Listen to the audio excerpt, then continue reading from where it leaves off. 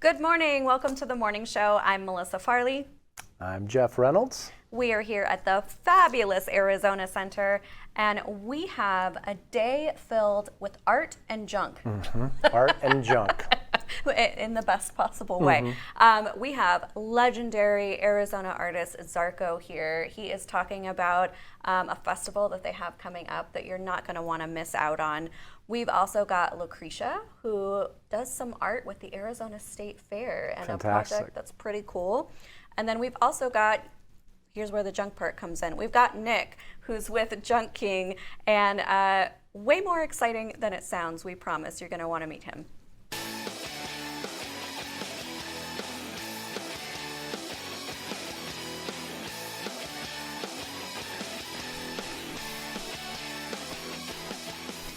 So Jeff, I've already tortured you for one episode. How are you holding up? I'm doing great. Yeah? I'm fired up. Good. Look where we're at. Look at the vibe. Look at the people we have coming in and the businesses. Yeah. Yeah, that's what it's all about. It's all about them.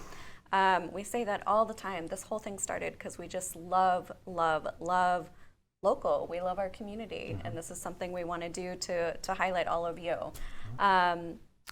But I will say this, one of the things that we're trying to do and get better about is giving back to the community, whether that's through education or all sorts of different programs. We've got lots of space here that we can activate. So we have some workshops coming up that you might be interested in.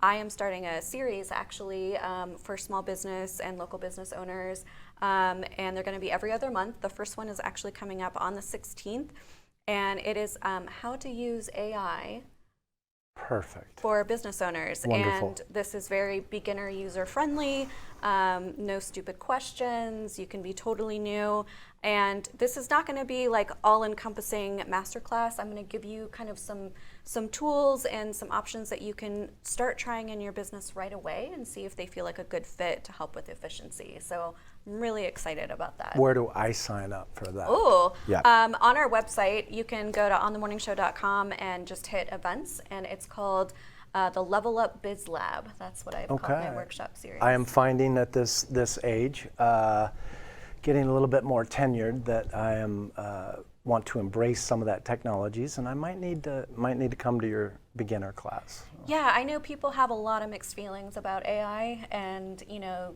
how to use it responsibly and that kind of thing.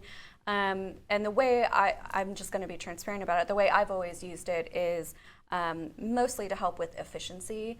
And if you're doing kind of large-scale marketing, I call large-scale marketing like if you're doing campaigns, but you're one person, AI can be really, really helpful with that, especially if you don't particularly like marketing and you don't want to spend your energy and time doing that. Correct. AI can be a really great tool. So just some of us have resistance a little bit about learning and all that. Yeah. And if you're going to be putting together something that's very, it's not threatening and beautiful. Great work. Yeah. No, yeah. What about you, Jeff? What do you got going on? Oh, doing a lot of fun right now. We have a lot of fun. Yeah.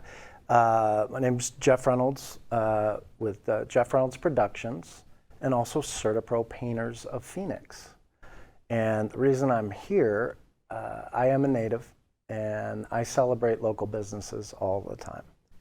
On top of that, at CertaPro Painters of Phoenix, in the paint contracting, interior, exterior, commercial and residential, we've started a program, Painting with a Purpose. We're able to help nonprofits with their paint projects. Paint is such a huge aspect of getting donations. We have to beautify, make sure the facilities are beautified. We've got it. We've done that. But what's been interesting is we've actually brought in the filmmaking side. And my passion, not only celebrating local businesses, is to share philanthropic stories around the globe.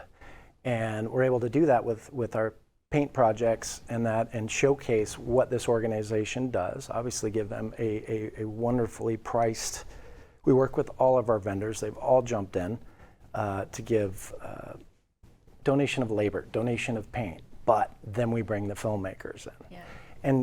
And share their story and get it out on different platforms. We are also using workforce development. We're using crews here in Arizona, Right. maybe out of the film schools. So it's all come together. We have a beautiful, if you're a nonprofit, definitely get a hold of me if you have the painting needs, or just we've figured out a way to raise a lot of funds for organizations too. There you go, nonprofits, an invitation from Jeff Reynolds himself.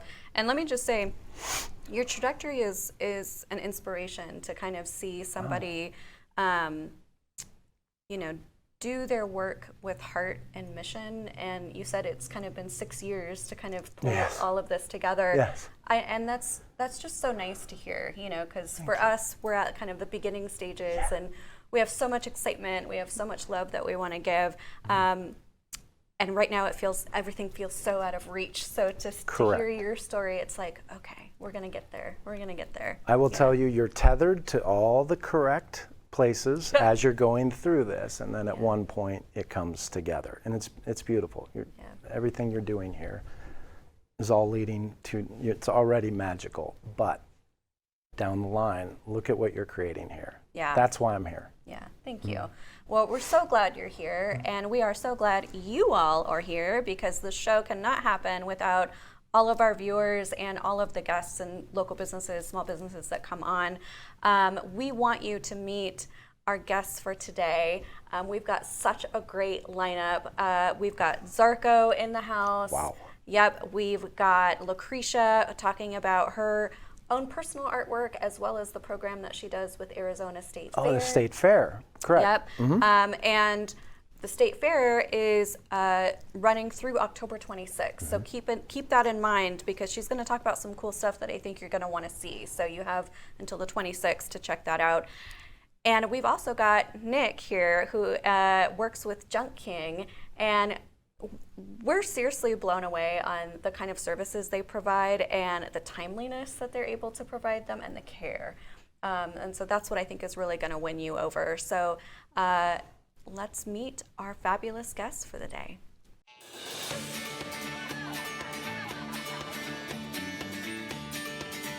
Welcome back to the morning show. I'm Melissa Farley, and we're here at the fabulous Arizona Center. I've got Jeff here with me, my partner in crime today. Good to see you again today. Yeah, how you doing? I am doing fantastic. You hanging in there? I'm doing great. We have the best guests today, local, everything.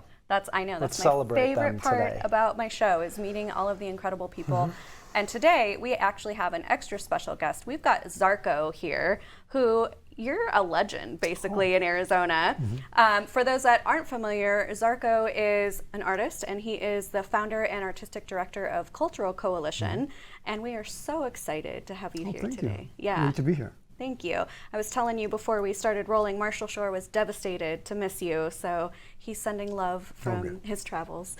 So, Zarco, though, you are here today to talk to us about a festival. That's right. That you have coming up. That's right. Well, this is the time of year everybody recognizes as the time to celebrate Dia de los Muertos, or the day, what we call it, the Day of the Dead. Right. Our organization, Carmen and I, we started celebrating Dia de los Muertos over 50 years ago in Mesa as a form of resistance, affirmation, and protest. It was a form of decolonization. We were striving to decolonize and celebrate what is truly ours as Mexicans and as indigenous people, which is the celebration of what they call Dia de los Muertos.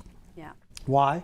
Because it goes back not to the time when the Spanish arrived, but it goes back 3,000 years to the time of the Olmecs.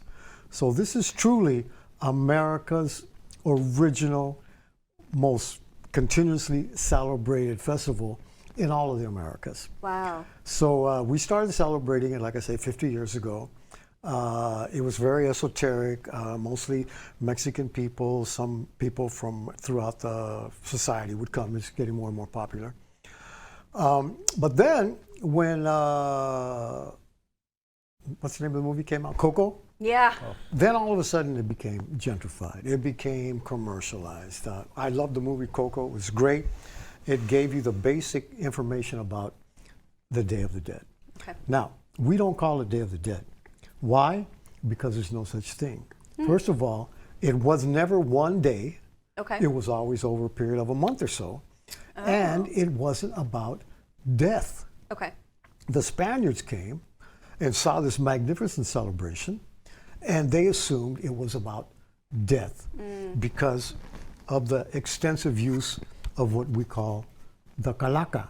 Yeah. And the calaca is the painted skull. A lot of people refer to it now as the sugar skull. Yeah. It's not a sugar skull. Why do they call it a sugar skull? Well, because they make little sugar skulls and eat them. So everybody assumes this is a sugar skull. Okay. Right? And what it really is, the true meaning of the day is represented by the calaca. Because the true meaning of calaca in the native language is not death. It's MIKIZTLI. What does MIKIZTLI mean? Transcendence. Has nothing to do with death. Okay. When we let go of the flesh, we let go of the ego. When we let go of those two things, we're free. Yeah. Right? We're free from the bondage of the ego and the flesh, and we can transcend the mundane torture and pain of this society. Now, the reason we use the skeleton is because this is what our ancestors look like. Yeah. They're all the same. We're all a bunch of pile of bones. But what Mexicans do, we honor the calaca and we paint it and we decorate it. Why? Because they represent our ancestors. So we want to show them how much we love them, how much we appreciate them, and what they've left us. So we take the image, their image, and eventually our image, and we paint it and we decorate it, and we dance with the calaca in a form of dancing with our ancestors. Our ancestors aren't dead. They've transcended, they're still alive, and they come back for our celebration of MIKIZTLI. So you know that when you go, there's celebrations of Dia de los Muertos all over town. Right. Right? There's all kinds you can go to. And that's, I guess that's great. I got to accept that. Yeah. But if you want to see something truly different, truly unique to the valley in the Southwest, you want to come to MIKIZTLI. Why? Because we don't celebrate anything Hispanic, Latino. This is all indigenous celebration. So we try to weave out all of the what supposedly the Spanish brought over with Christianity. Right. We're going to go beyond that. I brought another piece here. It's very typical of the celebration, a very, very Mexican motif in that we have the human, right? And within the flesh, we have the calaca. Yeah. So this is an idea, a symbol that goes back thousands of years. We see this image repeated over and over and over again because it expresses the idea, the essence of MIKIZTLI or Dia de los Muertos. Can you show that to everyone there? Yeah, it'd be wonderful. Yeah, thank you. Yeah. Now the, shoot, I forgot what I was going to say. But anyway, so this is very typical of our celebration of Dia de los Muertos. So at our festival, we have not only ballet folklórico and mariachis, which is very typical, but we also have invited the indigenous community of the valley to participate. And we have a group called Indigenous Enterprises that is very, just outrageously exciting. Yeah. We have the Aztec dancers. You have to have the Aztec dancers because they represent our pre-Columbian past. Yes. We have our son, my son, Zarco Guerrero, who was an internationally recognized musician and travels around the world. Well, he's coming specifically for this celebration because he's been doing it all his life. Yeah. Yeah. So people expect him to see him as an adult because they've been watching him since he was a little kid. Yeah. So there'll be food, there'll be music, there'll be dancing, there'll be all kinds of activities for children as well. Yeah. So it's going to be a great time. That sounds like a great time and such a cool lineup of performances. Yeah. And I heard that there's something new this year about a cantina experience. Oh, that's right. Well, thank you for reminding me. Yes, we do have, I guess you call it a cantina that's going to be right here on the premises where people can pay, I think it's $10 or $15 or whatever. And you get to drink and hang out and you get hors d'oeuvres or whatever. So it's kind of like a little special thing. We haven't had that before because we haven't been allowed to have alcohol. Okay. Yeah. Okay. And usually we don't allow alcohol. Not that we're against alcohol, but for our community events, we want it to be more wholesome and healthy. But it's a new age, a new time. Yeah. So my first introduction into Zarco's world was the Mask Alive Festival. Mm-hmm. Have you been to that? I have not. That was one of the coolest things I have ever great, experienced. thank you. I was so blown away, and I kept telling everybody about it after I did it. So, but I've never been to one of these celebrations, so the I'm really MIKIZTLI. looking forward to it. Yeah. MIKIZTLI. Yeah, yeah. Okay, good. Well, now you know. Yeah. It's going to be right here down in Arizona Center. We did it for years at Steel Indian School Park, Okay. and for the last 15 years, I think. Okay. But we couldn't afford the park anymore. Yeah. And the owners of Arizona State Center were gracious enough to offer us their facility. So we're very grateful for that. So tell me, just maybe say a word or two about, especially right now, why is it so important to have? Well, events it's very like this? important because, for example, as I mentioned, this celebration, we rescued, the Mexican Americans of the Southwest, Chicanos. We took Day of the Dead that was disappearing in Mexico Yeah. because of culturalization, and we took it and we revitalized it. We brought it back to life. And Mexicans, on the other hand, they did the same thing. They were going towards Halloween, and now they're very much into, nobody in the world celebrates Dia de los Muertos Yeah. like Mexicans. So, it's great to be part of that whole process. Did I answer your question? Yeah. with our viewers, if they want to go learn more about all of this, Yeah. where Okay. do they Well, go? actually, as I mentioned, we're a Culture Coalition. We're a nonprofit organization. You can go to culturecoalition.com on our website, and we have dozens and dozens of videos of celebrations throughout the years, the Dia de los Muertos, the MIKIZTLI, and the Mask Alive Yeah. as well. So you can find out all about the organization, the work that we do. Our emphasis is on the children. Most of our performers are young performers, young mariachis, Wonderful. ballet folklórico. They're adopting this celebration all on their own. They're not being forced or coaxed into celebrating their ancient culture. Oh, that was your question. Our history is being erased. It's been erased forever. And there's been a conscious effort by the forces that be and you see it happening all over. They're erasing our history. Not only Mexicans, Chicanos, but European history, African. It's all being erased and wiped out every day. So this is our attempt to keep it alive. Now, how long will that last? We don't know, because every day I read something more and more nasty that's going on. And even in the past, we were warned that people were going to come disrupt our celebration because it wasn't American enough. Yeah. So this must be a beautiful thing, watching a younger generation carrying on. Is that what I'm taking from this? Bro, that's what keeps us going. Yeah. Not only as far as the celebration, as far as my life as an artist and an activist at this time in my life, nothing gives me a greater pleasure than to see young people on stage singing and dancing. Now, what's amazing, this is not just of Mexican descent. Mariachis and ballet folklóricos now have people from all different ethnic groups. Blacks, Native Americans, Anglos, they're joining mariachis. They're joining ballet folklórico. They're dancing Aztec dance. Why?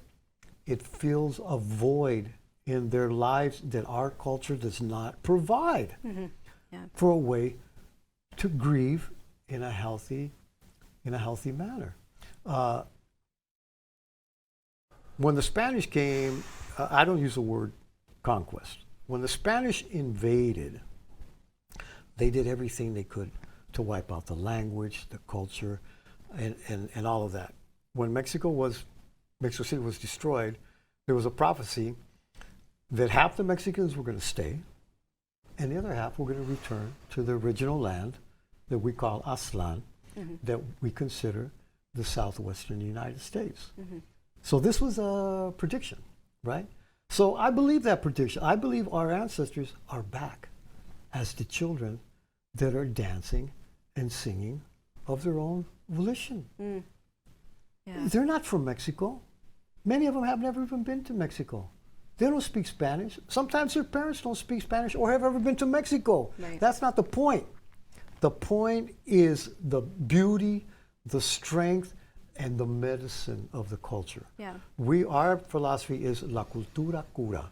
Culture heals. We're under attack. We're under assault. Yeah. All of us as human beings. Yeah. We're all under assault. So we use culture as a way to heal our community, bring our community together, make them laugh, let them dance, let them sing, let them be a part of something significant and meaningful, which is the celebration of community. All communities need to be celebrated. Yes. How do all our viewers support you? Okay. What could you use for support? Well, I hate Money. to say, money. I hate to say this, but since the current powers that be have taken away a lot of our funding, we're tens of thousands of dollars deficit because of the grants we haven't received. So we need to appeal to the public to donate to the Culture Coalition. You don't have to donate a lot. All you have to do is donate $5, $10, whatever. We need the numbers to be able to apply for and qualify for bigger grants, because we pay all of our artists. We don't ask anybody to perform for free. Yeah. Like a lot of organizations, they ask the artists to perform for free or for a lesser amount. We don't do that. Yeah. He is very respected. That organization is very respected for that, as among other things.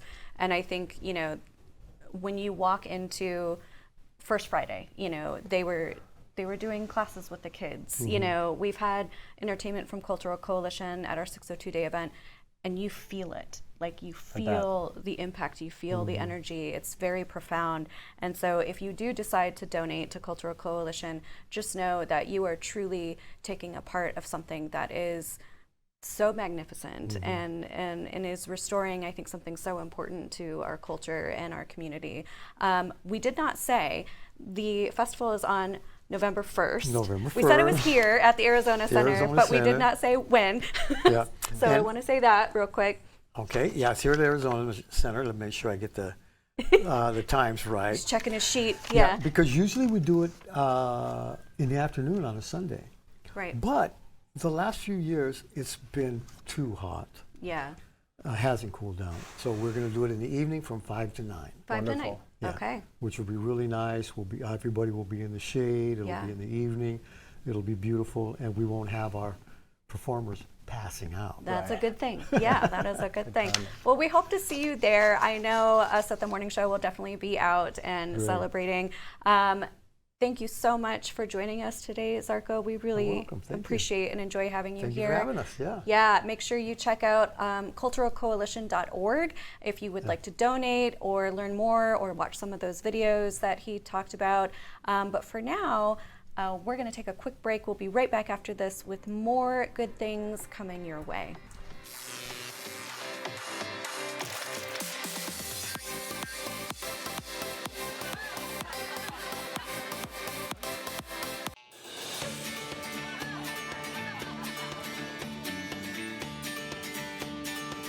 Welcome back to the morning show. I'm Melissa Farley, and we are here at the fabulous Arizona Center. And I delayed starting that because I'm used to Marshall always kicking us off. That's true. But I am not with Marshall today. I am with Jeff. Hi, Jeff. How are you doing? I'm Great to be doing here. good. So we've got a day filled with art. Isn't that cool? Yes, we do. Yeah, I really enjoyed that. We've had artists come on and bring like tons of canvases and surround us, and it changes the whole mood. Like, it's just such a cool thing. When you bring in art, it brings in energy, it brings in positivity, it brings in creation. Totally. That's what we're doing, is creation. Yeah. And today we've got Lucretia in, who actually helps the Arizona State Fair bring in creativity and art. Hi. Hi, it's great to be here. Yeah, so great to have you. So I've been working with the fair since 2018. Okay. And I schedule artists, the daily artist, for the Painted Desert stage. Wonderful. And so the artist is an entertainer, right? They're up on a stage and they're painting a 4x8 panel that's kind of up on supports. And there's chairs around it and people can sit and watch them paint, and then they paint a painting in a day. So there's different artists every day. 23 days, I think the fair runs. Wow. So I have to schedule enough to run for the whole time. How does that work? How do you find the artists to do this Well, each day? As an artist, I know a lot of artists to begin with. And so that's where I started when I first began, was I just talked to everybody that I knew that could paint a 4x8 panel in a day. Right. And then I also look on Instagram because I like to get new artists every year. So I look on Instagram, I see what people are tagging, or maybe an assistant has been tagged in somebody else's piece, and get recommendations so that every year new artists come in. And then I also schedule artists that have painted before. The fair is the management. The fair is a big supporter of the arts, and they're really excited with this program. That's great. And every year they show all the 4x8 panels all over the fairground, so you can walk all over. You don't know where they are. Wherever there's a wall or a side of a building that doesn't have something in front of it, you'll see the 4x8 panels. Fantastic, yeah. Now, you brought up an interesting point that I didn't even think about. There are really talented artists, but they might not be able to do that size in a day. So do you take on kind of new, maybe someone has done a mural or a smaller scale piece and they want to give it a go? Would you take that on? Honestly, we try not to, I bet, because we want each panel to be done nicely and completed. Yeah. And I have had amateur artists or artists that haven't done murals before ask me, and I suggest maybe they try a backyard wall or alley, get somebody to allow them to paint a mural. The year before I started scheduling, an artist did not complete their panel. I mean, you really feel bad for them. Yeah. Like it's 9 p.m. at night, past the time, and they've got the center part done. Yeah, yeah. So that's hard on them too, because they're on a stage. Yeah. Can I ask you, you said you look for Instagram, you know some artists. I mean, we have so many amazing artists in town, kind of like what you were saying. Is there an education program on, is there an internship, is there scholarships to bring who we have out here into your world and help them perfect their craft? Is there any of those opportunities? There are places, maybe the Phoenix Center of the Arts, that have classes. There are muralists that will take on assistants, things like that. Yeah. But there's actually plenty of artists for me to schedule. Yeah. Wonderful. And there's, now that I've been doing it, there's enough artists that want to come back. I've started a lottery system so that I'm not actually making decisions. So if they want to, I just put them on a list. I put them, those little software things, a little lottery. Yeah. Well, that's a good spot to be in, that you even need to do that. Right, So, because it's not really a matter of my curating. It's like they're all talented, Some of them are different styles and whatever. Do they have freedom to create whatever they want? There's one requirement. They need to have something about the fair in their piece. Okay.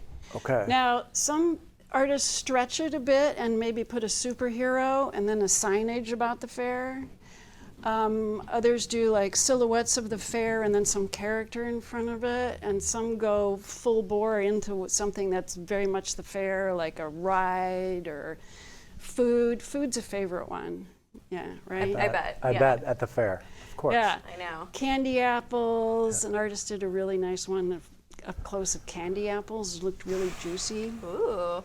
So you would actually recognize a lot of the artists that have painted, but I don't want to say any because then I wouldn't be able to list everyone. Understandable. That wouldn't really be fair. Yeah. But, So you said you are an artist yourself. Yes. And you kind of had started out by reaching out to personal acquaintances and artist friends.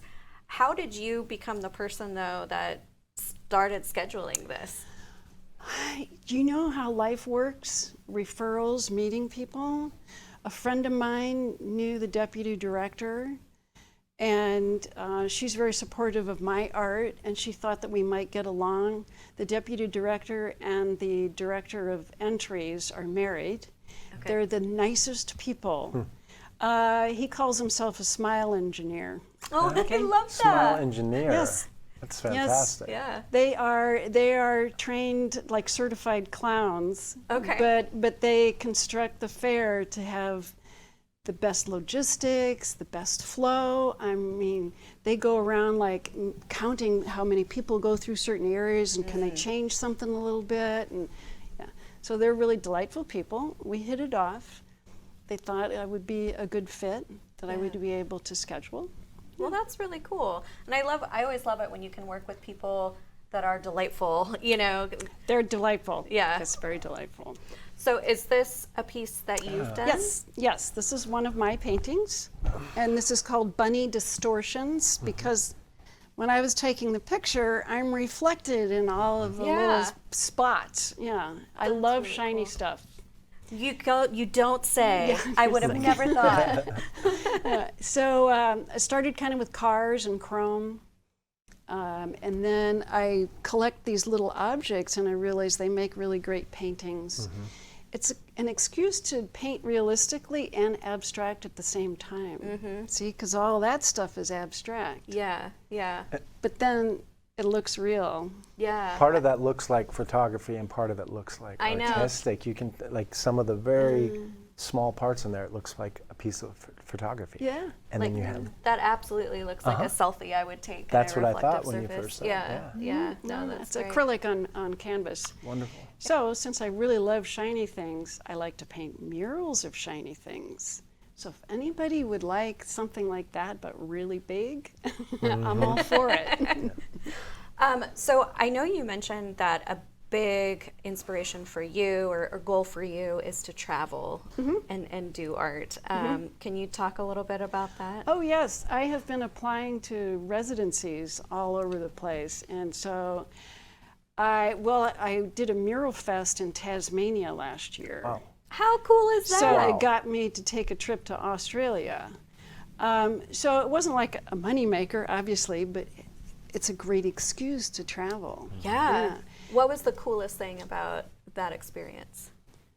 Being on the other side of the world. The Tasmanians are super nice, you know, and that the landscape is beautiful and a little bit different. The trees look a little different. The bushes look, the leaves are a little bit, the rabbits were huge. Just as funny, it's like, it all makes sense, but it all look a little different. Yeah. Maybe that's because the vegetation and everything's a little different. Got to see a few little interesting creatures scurrying across the roads. I didn't see any kangaroos though. Oh, bummer. But I got accepted to a residency at a chateau in France next year. Wonderful. Congratulations. So I'm really excited about that. Yeah. And it's just a chance to meet totally different people. It also, residencies provide like the solid amount of time I can just work on paintings. Like I have ideas for other stuff, but I'm busy making money and taking care of myself and stuff like that. Yeah. Yeah. I'm so interested in your vision for 5 years, 10 years from now, and how can they that are watching this help you get to your goal? Oh, wow. Yeah. Travel internationally and have murals in different cities in Europe would be really great. Yeah. That would be, yeah. I did paint at the Grenoble Street Art Fest in 2018. I'm hoping to talk my way into doing that again. But there's a lot of really great festivals in Europe. Yes, absolutely. Where can people see your work? Well, they can see it online. I have an Instagram account, so you can go there. That's probably the easiest way, because most people have Instagram. What is that Instagram? Torvasm, Torvasm. That's a great name. Yeah. Yeah. She's got great earrings and a great Instagram name. I love that. Okay, so people can come out to the fair and watch these happening, which is great. And then, like you said, they place them around the fair. You can kind of stumble on them like a really lovely art surprise. And then we've also got your own art that people can check out on Instagram at Torvasm. Yes, I love that name. I'm just going to keep saying it. Is that your license plate? Tell me that's your license plate. No, I don't have that license plate, but that is a good idea. I know. Well, thank you so much for joining us it's today been great. and sharing about the program at the fair and the work that you do. We hope that your vision comes true and that we see murals from you all over the world. That would Thank be you. so incredible. All right, if you want to see more cool things, don't go away. We're going to be right back on the morning show.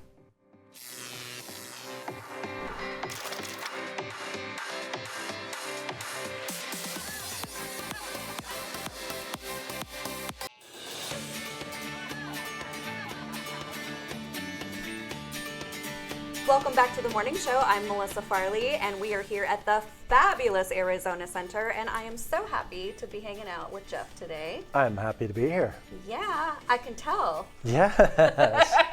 We have so many great stories, and all of our celebrating our local companies and nonprofits. Yeah, I love that Jeff is getting to kind of experience what our everyday is like here, meeting so many really, really cool people who are doing incredible things. So we have another one of those people here, believe it or not. I see that. I know, he's sitting right next to me. Yes. Hi, Nick. Hi. So you're with Junk King. Correct. Yeah, and I hear you are kind of freshly from Kansas City visiting Phoenix. Yes, I've been out here the past 2 days. They put me in the trucks. They've worked me. They're working on a huge project right now. It's been awesome. We don't normally have this much rain, so. I heard, and it got me. Yeah. Thanks for bringing it. We needed it. Absolutely. Oh yeah. Ooh, you're to thank. Normally I bring the sunshine and it never rains. Right. So That's right. I love it. Okay, so for those that aren't familiar with Junk King, give us the spiel. So we're a full-service junk removal company. We can take anything but oil and gasoline. We do some light demolition, and we offer same-day service. So you can call us right now, and we can be out within the hour. Wow. Wow. Then the hour. Correct. That is wild to me. Wow. Okay. So I love this idea about kind of decluttering before the holidays. Yeah, because I think that's something that a lot of people maybe wait till the new year, and then it's really overwhelming because you just accumulate so much stuff. The holidays kind of exasperate that. How can Junk King help with decluttering? So it's busy for us year-round, but specifically for the holidays, there's, boxes, there's wrapping paper, there's donations of older items that folks don't use anymore. And that's a big thing that we focus on is repurposing items. We actually repurpose 60% of the items we pick up. Oh, wonderful. Did Oh, not that's know cool. that. Yep. So when Wow. you say repurpose, what does that mean? We donate them. Okay. Okay. So we work with a few different nonprofits and donation centers in town. That's great. And it's just the right thing to do, Yeah. opposed to putting it, into a landfill. So this is such a great, you probably don't need any partnerships, but I was thinking about one of my clients is they're an ADHD podcast, and Yeah. around the holidays they always do a decluttering challenge where the first day you get rid of one thing, but by the end of the month you're getting rid of 30 things. Correct. And I always think it's so inspiring to do that because you just don't even realize how much you are cluttering your life, your mind, your spaces, all of it, until you are intentional about it. Yep. So I love that you could haul away my stuff by the end of the month. Yeah, you have a service, but the energy and freedom in our heads after Yeah. using your service, I think, would be valuable. You probably see a lot of examples of that relief once you get it out of there.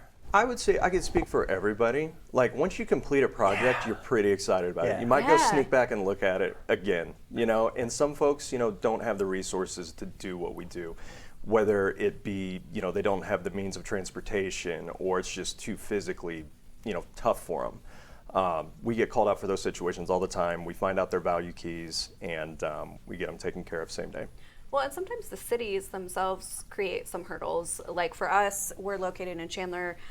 We only get to schedule 2 bulk pickups a year, and they are very particular about what items they'll take. And so, I'll be honest about this, I have procrastinated cleaning out my garage for 3 years because I just know there's this pile of stuff that they're not going to take, and I don't want to deal with it. So Well, and think about the items they will take. You have to Yeah. physically probably get them out to the curb. I do. That's true. All you do with us is just point to the items, whether it's in the attic, in the basement. Oh, I don't in have the to back. move it wow. out for you? Nope. Whoa. Oh, that's no. a game changer. So Yeah. whatever's in the garage can stay in the garage. We'll take care of it for you, and we'll sweep up when we're done. So do you get a lot of, sorry, a little grim topic. Do you get when people pass away and they're trying to clear out the houses? Is that something you'll handle? All the time. all the time. Yeah. It's a really unfortunate situation, so we really want to make sure we're taking care of that customer. They're going through a lot, and we just want to make sure we have their backs. Yeah. So it sounds like you try to be sort of mindful about your approaches course. and your policies. You've talked a little bit about repurposing things. There are a lot of people right now that are, eco-conscious or, very concerned about making sure things end up getting recycled and not just thrown into the, the waste. How do you kind of handle all that stuff? So what we do, we fill up our trucks with whatever items that the customer has. We keep the trash to the front of the truck, so all the donatables and recyclables, they'll stay at the back. So we take it all back to the shop and pull them off and separate them. And if it's like a donation run, we make sure we have enough for a full truck. We'll call our center, and then they'll be ready for us. As far as like recyclables, metals and stuff, we'll do the same thing. We'll wait till we have a good enough chunk, and then we'll go take them. But we have the space in our shop to sit on stuff for a long time. Yeah. Like one hot item is a piano. We get them all the time. People try to give them away, and nobody will take them because one, they're super, super heavy, and most people don't have the means to get them. You see a billion of them on Facebook Marketplace. And they Like stay it's like there free until piano, you free move it. piano. And they're good stuff. Yeah. But Yeah. it's just really challenging to get them out. Yeah. So you would be able to repurpose that maybe at a music institute or something like a piano. we do that, yes, and it Wonderful. takes time, but we Right. do have the space to keep it clean, photograph them, and just wait for that right person. That's really cool. How do you choose who you repurpose to? Because I would imagine Like the a lot of our nonprofits viewers and are the- perking yeah. up on this. So as far as nonprofits, we really like to focus on children and veterans. Okay. We work with a nonprofit that it's strictly about veterans, getting back out. Mattresses are a really tough thing to get back out. And we donate mattresses to this nonprofit specifically. And I mean, when you're doing the donating, you're changing people's lives, essentially. You're brightening their day, you're giving them stuff that they can't normally get. Yeah. So it's a good thing. That is a good thing. Out of all your clientele, we talked about like carrying transitions of someone passing, like what, college, moving out, industrial Moving, companies. yeah. What is your biggest set of clientele? What demographic? Mostly residential. Okay. I wouldn't say there's an age group because, like I said, I mean, people are, getting out of college or, folks are downsizing because, they don't need as big of a home anymore. Right. We work with a lot of local commercial too. And we like to partner with local commercial businesses. And if it's, say, a service we don't offer, we like to partner with people that we know and trust. And, even if it's not us providing the service for our customer, we know that they're being taken care of. Yeah. So I might have imagined this because we've talked a lot about inside the house, but you do like landscape stuff as well. No, I mean you don't like go landscape yards, but I mean you take the landscape waste. Trimmings and We'll branches and all that. We'll take trees, we'll take brush, we'll take leaves. We really enjoy taking hot tubs as well. We specialize in hot tubs. Really? It's one of the hottest Yeah. items ever. Like across the country, we get them. And we've gotten it down to a point where we can get one taken away safely in less than an hour. Wow. Yeah. He keeps like impressing me with these I things. know. Okay, I have to ask you a very serious question. Okay. I see that you're not single, but when you were, did you use the pickup line of being the junk king, like to ever get a date?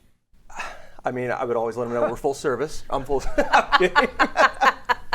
No, it's funny. We meet a lot of fun people, Yeah. working for Junk King. So I've been with my wife for 16 years now. Oh, congratulations. So thanks. Yeah. So I wasn't in the junk field back then. Okay, so you but- never got the chance. Nope. It probably would have helped though. It Like I probably could get would've. rid of your couch for you if you don't want it anymore. I mean, well, the funny thing is, if somebody approached me and said that, I would immediately laugh, and then I would be intrigued. Oh, and be absolutely. like, yeah. So, sorry you missed out. It's okay. Looks like you're doing okay though. I'm without okay. it. What's the favorite part of your job? Honestly, like as far as being a truck team member, it's nice being out and about and meeting new people every day. Yeah. Like me, I get to speak with each of our franchises on a daily basis. I get to hear, where they need help. I get to hear where they're just going nuts and doing really well. So that's what's fun to me, you know, knowing that the customers in each market are taken care of, but our guys are also enjoying what they're doing. You're a relationship person. Yep. Yeah. Yeah. That's so important. Correct. And I think, you know, even just hearing you talk, learning about the intentionality and all of the ways that you sort of just do really thoughtful things with the items and how you treat your customers. I feel so much more better about spending money and actually cleaning out my garage and doing this, knowing that things might get donated to people who really need them or repurposed. That is so cool. So I appreciate it. I haven't heard that a lot, and that is a great key to having this. Is you're taking something with energy that you're not using, and you're giving it to someone that can use that. Yep. In every one of those. Yep. in an hour, We Jeff, pride in ourselves an on Well, hour. yeah, the hour thing blew me away. And it is 7 days a week too.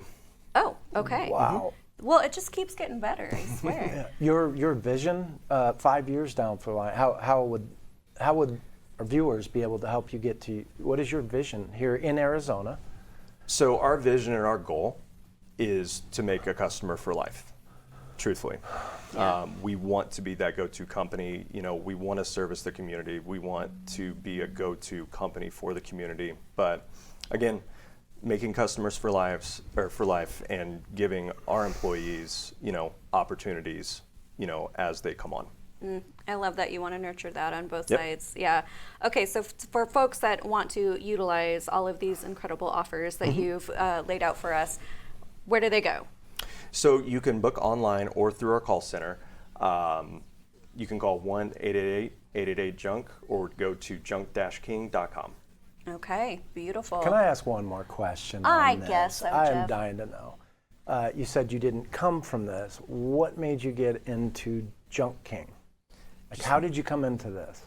It was, so we actually, I've always worked in food service. Like I was a broker for a food service company for a long time, and it was a successful job, a job to be proud of. But my brother actually got into this, and he would pitch it to me like, you should definitely start this. I was like, absolutely not. A little resistance there. And then one day we were at a football game, and it was winter, it was really cold, and I was like, you know what, let's talk Monday. And his partner came on the line, and I found out he is moving his entire family to like where I live to start this. Okay. It's like, okay, these guys are all in. Okay. I'm Well, in. thanks, brother. Yeah, quit my job, and I was scared, but I think it was the right move. I Yeah. definitely do. Good leap. Yeah. Good Yep. leap. You're providing not only, the service goes more than just picking up. Yep. Well, Nick, it's been such a pleasure talking Absolutely. to you Thank you today. both. Yeah. All right, friends, if you are in need of Junk King, whether it's leading up to the holidays or after, anytime, 7 days a week, they are there. Free your mind. Yeah, free your mind, free your space, and take back your power. Thank you so much to Nick for being here. Absolutely. But we want you to stay right here. We have more awesomeness coming your way on The Morning Show.